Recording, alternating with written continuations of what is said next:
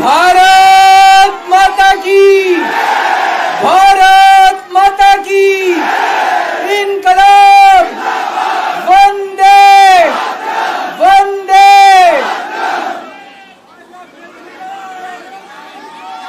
आप सब लोगों का तहे दिल से बहुत बहुत शुक्रिया।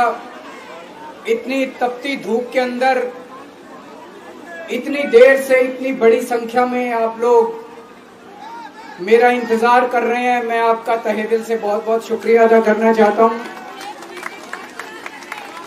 जितने लोग इस वक्त टीवी में देख रहे हैं उन सब दर्शकों का भी मैं तहे दिल से शुक्रिया अदा करना चाहता हूं। सबको मेरा नमस्कार, सबको मेरा प्रणाम। दोस्तों, सीधा जेल से मैं आप लोगों के बीच में आ रहा हूं। आपके बीच में आके बहुत अच्छा लग रहा है।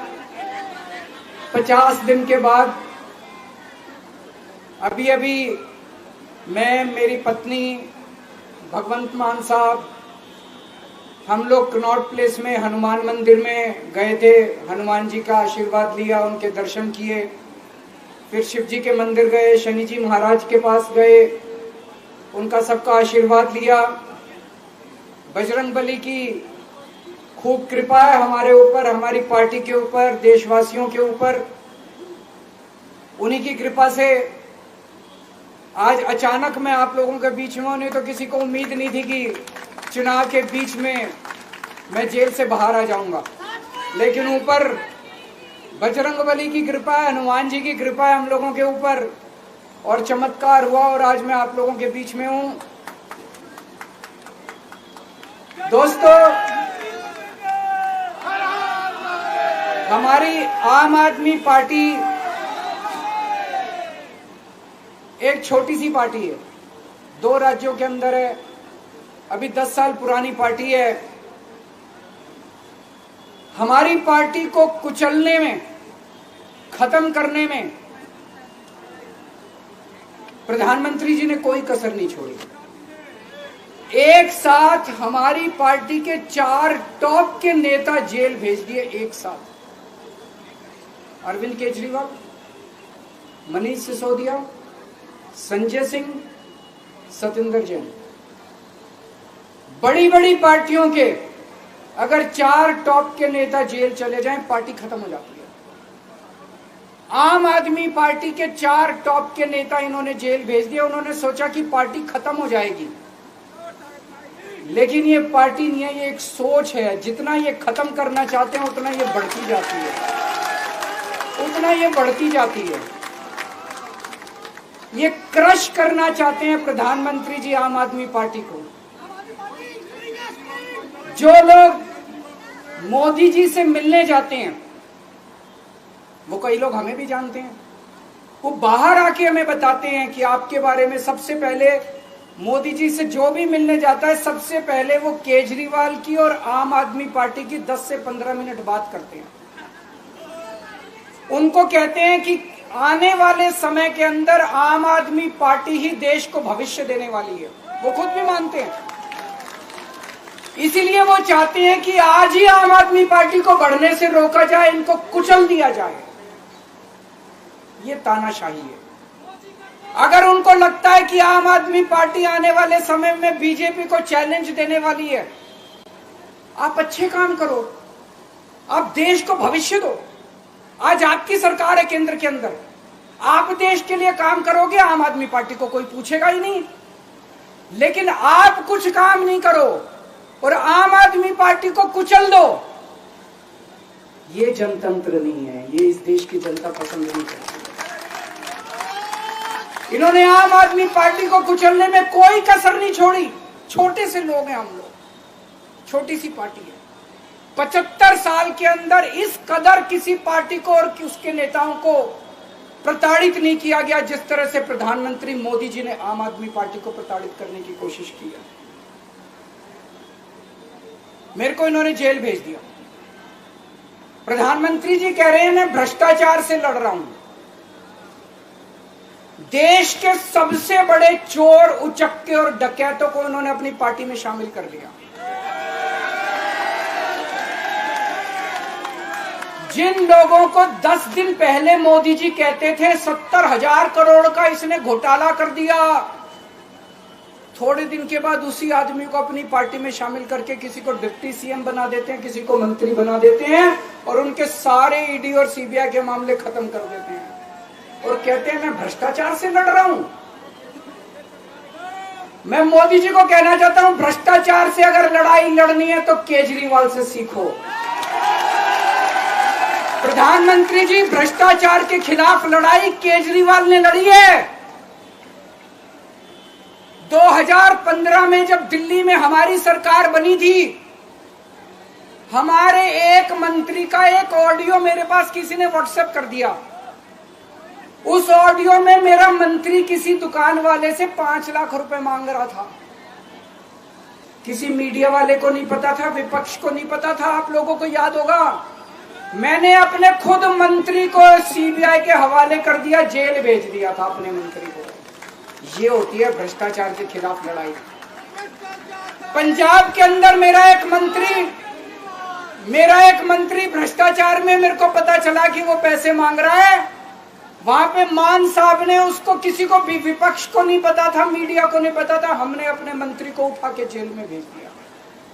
तुम देश के सारे चोर उचक्के डकैतों को अपनी पार्टी में शामिल कर लो और केजरीवाल को जेल भेज दो और कहो मैं भ्रष्टाचार के खिलाफ लड़ रहा हूं।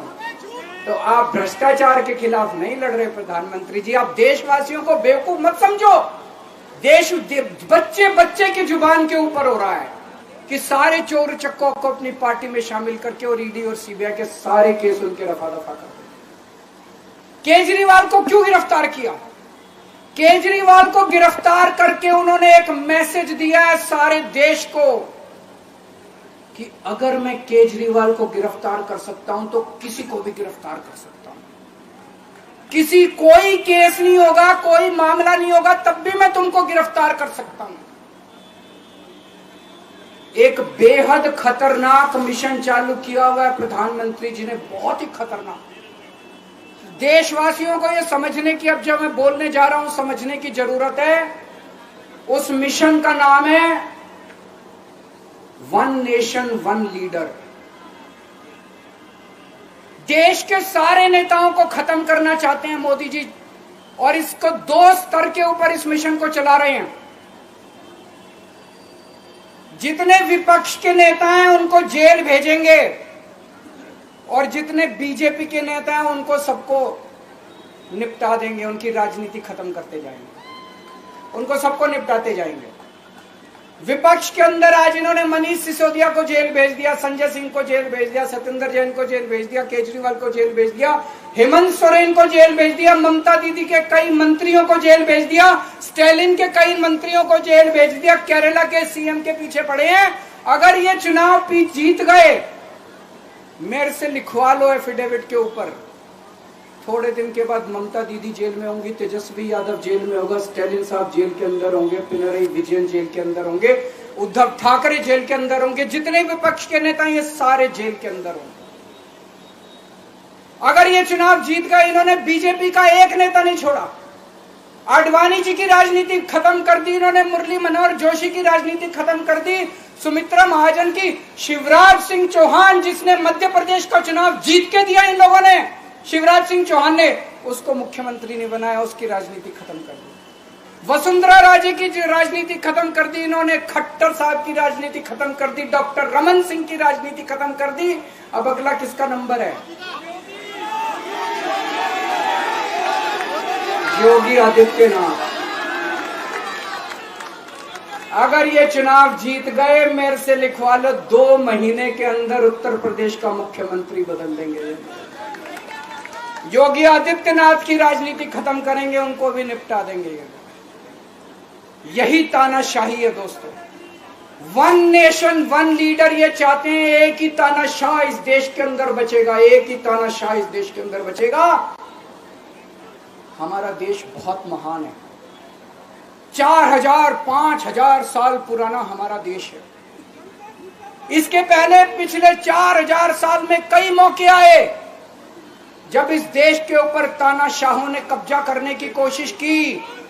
लेकिन हमारे देश के लोगों ने उन तानाशाहों का तख्ता उखाड़ के फेंक दिया। जब जब हमारे देश में ऐसा मौका आया कि तानाशाह ने हमारे देश के ऊपर कब्जा करने की कोशिश की, इस देश की जनता ने उसका तख्ता उखाड़ के फेंक दिया। आज एक तानाशाह इस देश से जनतंत्र खत्म करना चाहता है। आज एक तानाशाह इस देश से लोकशाही खत्म करना चाहता है। मैं पूरे तन मन धन से लड़ रहा हूं, संघर्ष कर रहा हूं उस तानाशाह के खिलाफ। 140 करोड़ लोगों का साथ चाहता हूं मैं। मेरे अकेले के करने से नहीं होगा। 140 आज मैं आप लोगों से भीख मांगने के लिए आया हूं। 140 करोड़ लोगों से 140 करोड़ लोगों से भीख मांगने के लिए आया हूं। मेरे देश को बचा लो, मेरे भारतवर्ष को बचा लो, मेरा भारत रत्न। इस तानाशाही से बचा लो मेरे दोस्त, मेरे देश को।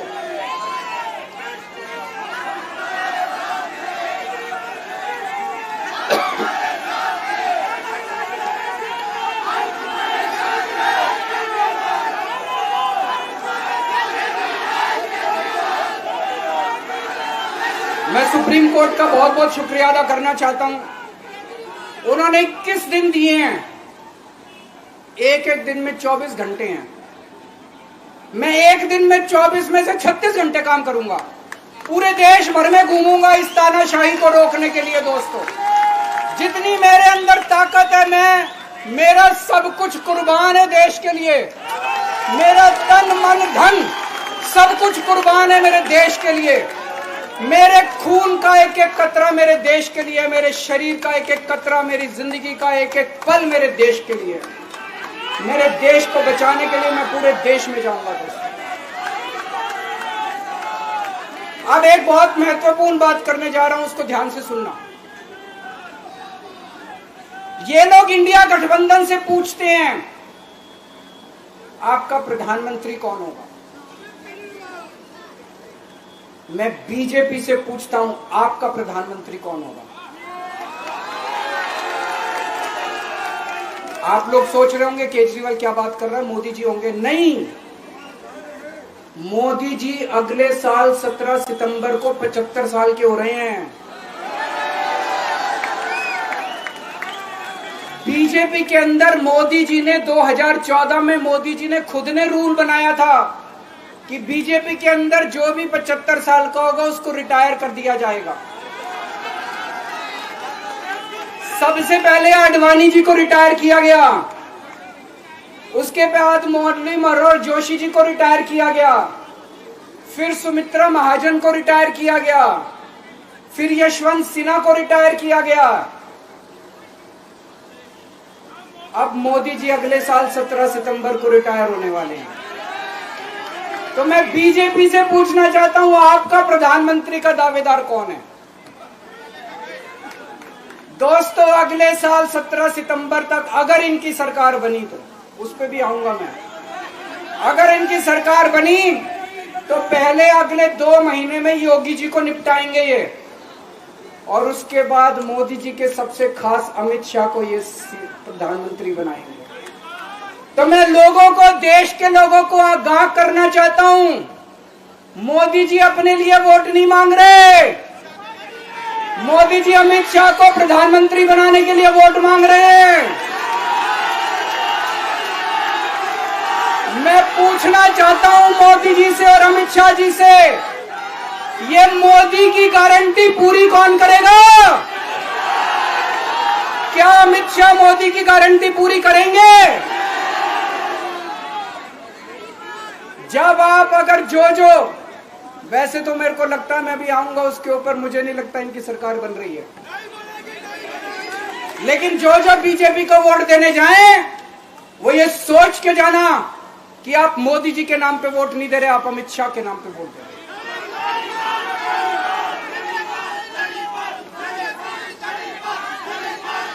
अब एक खुशखबरी है आप लोगों के लिए, अब एक खुशखबरी है। सबको बता देना जो मैंने बातें कही है, बड़ी सोच समझ के कही है। वहां बैठ के यही सोच रहा था 50 दिन से।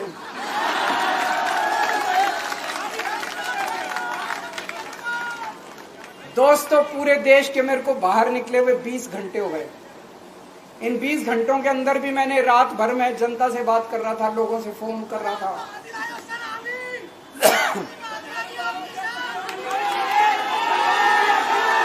क्या बोल रहे?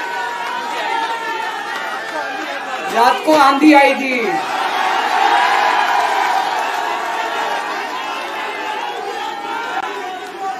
पिछले 20 घंटे में मैंने जो बातचीत करी है, कई बड़े बड़े एक्सपर्ट से बात की, चुनाव विश्लेषकों से बात की, सेफोलॉजिस्ट से बात की, जनता से बात की, फोन पे लोगों से। मेरा अपना आकलन है कि 4 जून के बाद इनकी सरकार नहीं बन रही, मोदी सरकार नहीं बन रही। दोस्तों, अगर मैं गलत हूं तो मेरे को बताना। हरियाणा में इनकी सीट कम हो रही है, राजस्थान में कम हो रही है, कर्नाटक में कम हो रही है, दिल्ली में कम हो रही है, बिहार में कम हो रही है, महाराष्ट्र में कम हो रही है, कर्नाटक में कम हो रही है, बंगाल में कम हो रही है, झारखंड में कम हो रही है। बढ़ कहां रही है? यूपी में कम हो रही है, बढ़ कहां रही है? बड़े एक भी जगह इनकी सीटें नहीं बढ़ रही हैं। मेरा अपना मानना है, और सट्टा बाजार में भी जो चल रहा है, इनकी 220 से 230 के बीच में सीट आ रही है, उससे ज्यादा सीट नहीं आ रही। मोदी सरकार नहीं बन रही है, केंद्र में इंडिया गठबंधन की सरकार बन रही है। आम आदमी पार्टी उस सरकार का हिस्सा होगी। दिल्ली को पूर्ण राज्य दिलाएंगे। दिल्ली का एलजी लोगों का एलजी होगा, दिल्ली का एलजी दिल्ली वालों का एलजी होगा। गुजरात से आया हुआ है अभी। दिल्ली के लोगों का एलजी होगा, दिल्ली के लोगों का विकास होगा। एक और पॉइंट है, जब मैं जेल के अंदर था तो कुछ लोगों ने यह मुद्दा उठाया, केजरीवाल सीएम पद से इस्तीफा क्यों नहीं देता।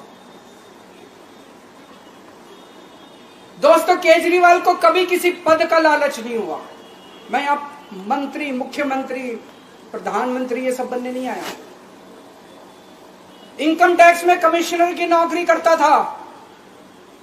कमिश्नर की नौकरी छोड़ के दिल्ली की झुग्गियों के अंदर 1 नहीं, 2 नहीं, 3 नहीं, 10 साल तक मैंने दिल्ली की झुग्गियों के अंदर काम किया है, सुंदर नगरी और नंद नगरी की झुग्गियों के अंदर। इनकम टैक्स कमिश्नर की नौकरी छोड़ के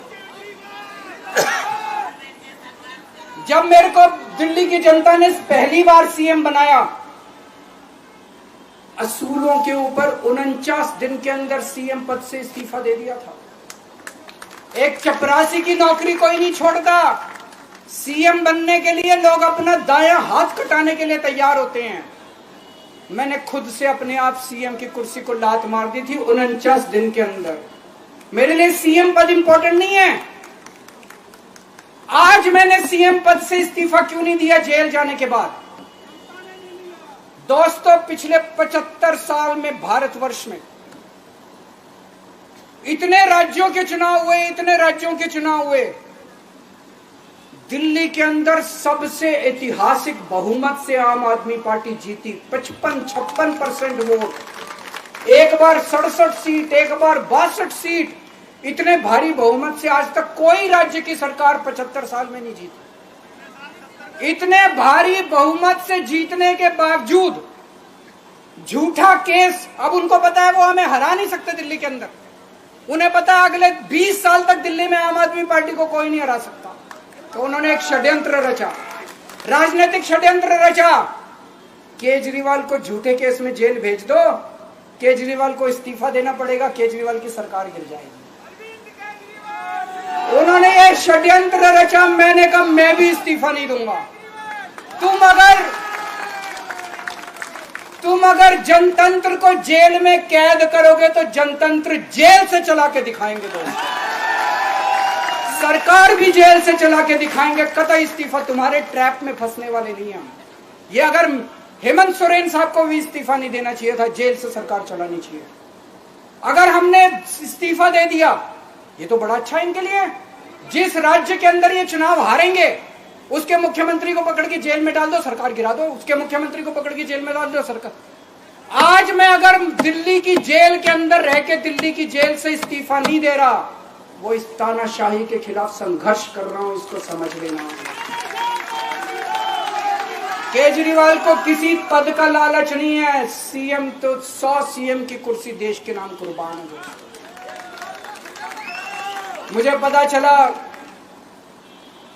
मेरे जेल जाने से बहुत लोग भावुक हुए, खासकर मेरी माँ, बहनें, महिलाएं बहुत रोई, कईयों ने बहुत मन्नतें मांगी।